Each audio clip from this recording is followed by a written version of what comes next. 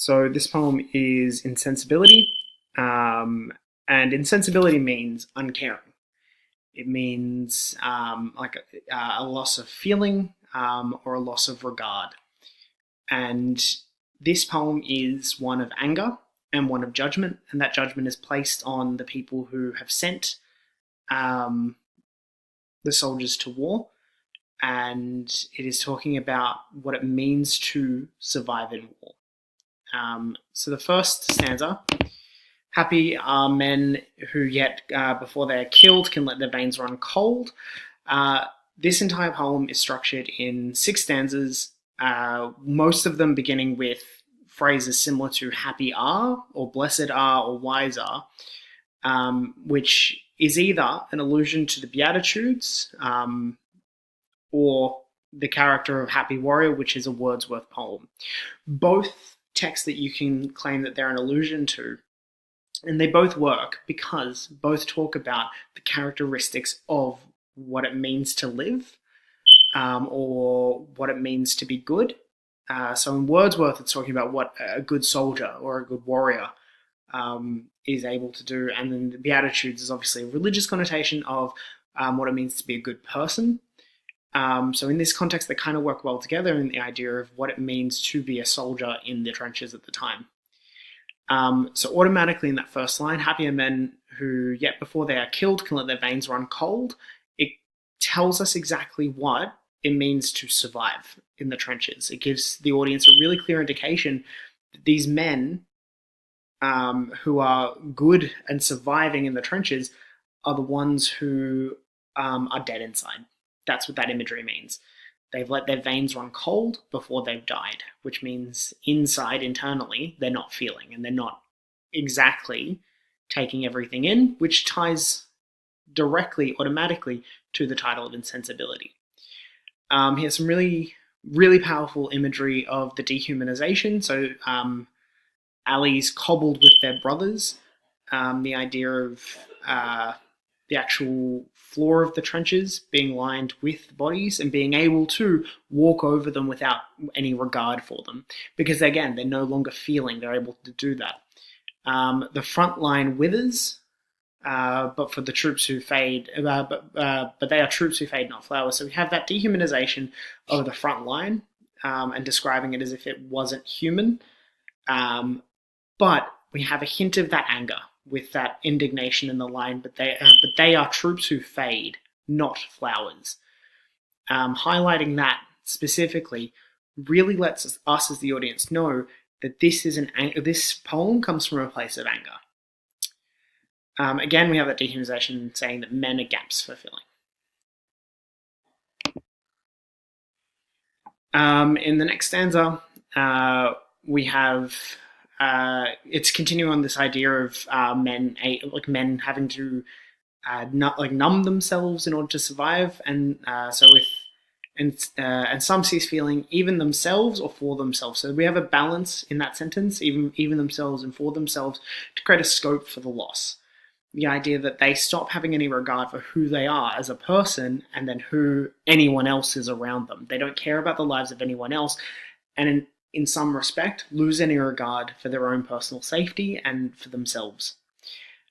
We have word choice that highlights the constant anticipation that they exist in and the purpose of that numbing, and it gives us a really good insight into the context in which they exist. So dullness best solves the tease and doubt of shelling. It's that idea of that constant fear of attack. The only way to compete with that is to not feel. And chance's strange arithmetic comes simpler than the reckoning of their shilling. By personifying chance and connecting it to that tease and doubt of shelling is that idea that the concept of life and death and the quickness in which it happens and the seemingly randomness in which it happens is an easier concept than necessarily the people who sold this idea getting any level of comeuppance or getting any revenge. The reckoning of their shilling. When he's saying there, and he's using that pronoun. He's talking about the people who have sold the war and sold the experience of war to him and the other soldiers. So when he says chance is strange arithmetic comes simpler than the reckoning of their shilling, it's the idea that there is very little justice in what's happening, in that this arithmetic of whether they live or die and the chance that's involved in it is quick, and it's an easy concept, whereas the people who have sold this and the people who have created this problem aren't actually going to receive any justice as a result of it. And it creates, and it's in this stanza that he starts to create that condemnation, particularly with the last line, they keep no check on army's decimation, and it creates a separation between the soldiers who are experiencing this and the people who've made the decisions.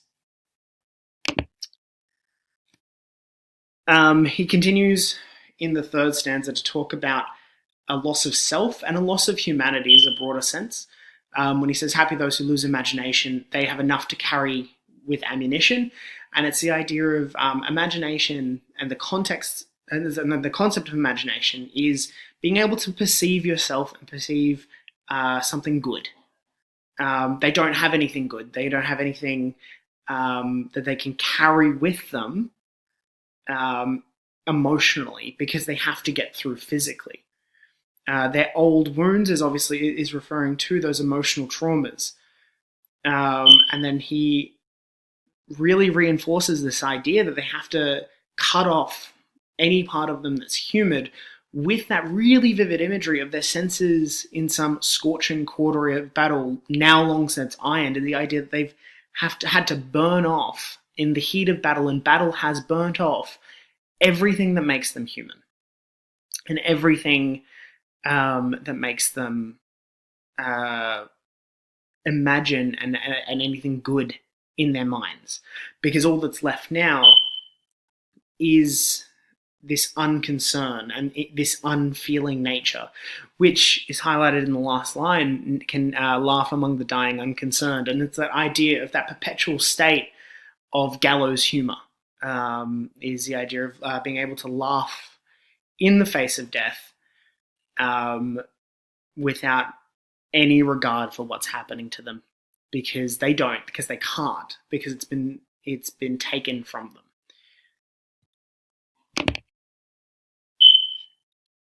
Stanza 4 talks about the ignorance of home, and talks about what has happened to them, and what they have become as a result of the war. So happy the soldier, home with not a notion. So happy are those who are at home. So when it talks about this, it's either talking about people who haven't been to war yet, or the perception that this could be who they were before they got into the trenches, and before they actually knew what war was and knew what war would have looked like. How somewhere every dawn some men attack, and many sighs are drained. So sighs is referring to breath, it's referring to life itself. And it's this idea that it creates this idea of that perception versus the reality. A soldier at home doesn't know what is waiting for them, if they're coming, or they didn't know what was waiting for them when they were going. Which reinforces that idea of that ignorance when it then uses the phrase happy the lad. Lad being an infantilizing word for a man or a boy. So it's saying that these are lads. They're not men, they're not soldiers, they're lads, whose mind was never trained. And that's a reference to the previous stanza, where it's talking about losing what is human, and that imagination, and that training that sense of unfeelingness, and training that sense of anything good or hopeful in them. Those are the people that are actually happy, that they don't have that experience. And it talks about youthful things. When it talks about his days are worth forgetting more than not, he sings along the march. And that creates a really clear imagery of a young person enjoying what's happening. And then we have a really striking contrast in where it says, which we march taciturn. Taciturn means solemnly or silently or quietly. Because of the dusk, the long, forlorn, relentless trend from larger day to huger night. And it's that contrast in language between the lad and his day, which is worth forgetting because nothing happened in it. Whereas that imagery of larger day to huger night gives us the sense and gives us as the reader the understanding that the day doesn't end, the experience doesn't end for them. They aren't like marching while they're singing. They are in silence. They've lost any joy. They've lost any hope. And it gives us the sense of they wish they could forget because they don't get a chance, because they go from a massive day of fighting to continually waiting for the fighting to happen, and the dangerous nighttime that's waiting ahead of them at the end of each day.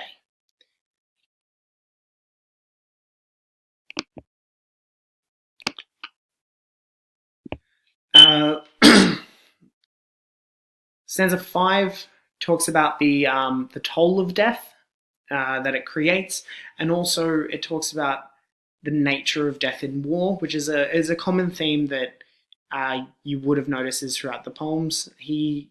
In his collection, he often does comment on the nature of death and the purpose of death. And so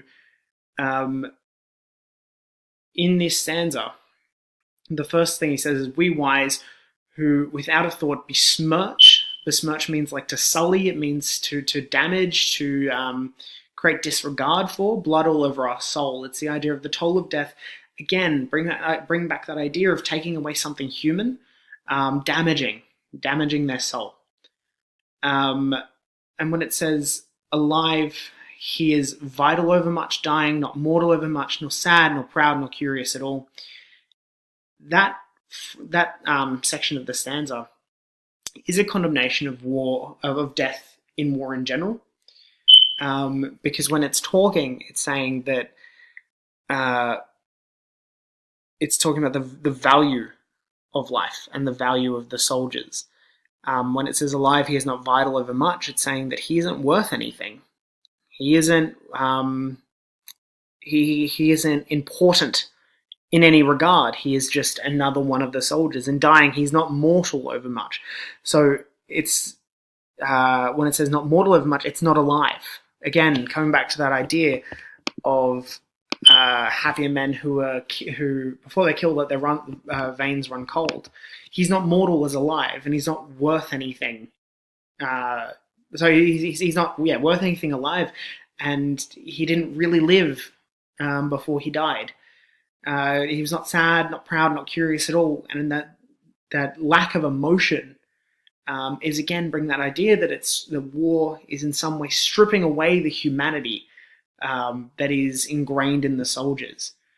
He cannot tell old man's placidity from his. So being placid and being docile creates that image and reinforces that image that war is in some way taking the youth from the soldiers by linking them to a state similar to an old man, which is similar to the beginning of Dolce, where it references the likeness of an old man and connecting it to the soldier, which is in contrast to what we know the soldiers were and what we knew of the soldiers at the time.